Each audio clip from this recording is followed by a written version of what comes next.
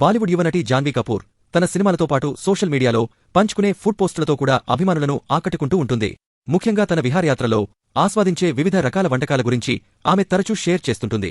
తాజాగా ప్రతిష్టాత్మక Cannes film ఫెస్టివల్లో తొలిసారి పాల్గొనేందుకు ఫ్రాన్స్ వెళ్లిన జాన్వీ అక్కడ తాను తీసుకున్న మొదటి మీల్స్లో ఒకదాని చిత్రాన్ని ఇన్స్టాగ్రామ్ స్టోరీస్లో పంచుకుంది.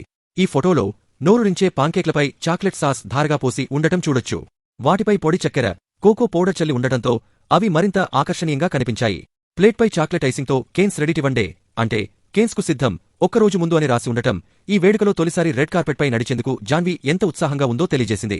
జాన్వీ కపూర్కు డెజర్ట్స్, ముఖ్యంగా భారతీయ మిఠాయిలంటే చాలా ఇష్టమని ఆమె సోషల్ మీడియా పోస్టులను బట్టి అర్థమవుతుంది.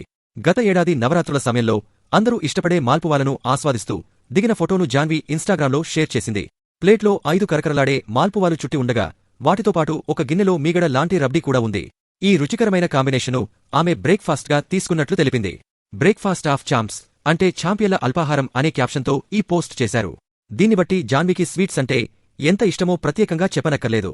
మరో సందర్భంలో పారిస్ పర్యటనలో ఉన్నప్పుడు కూడా జాన్వీ తన ఫుడీ ఔటింగ్ గురించి అభిమానులకు చూపించారు.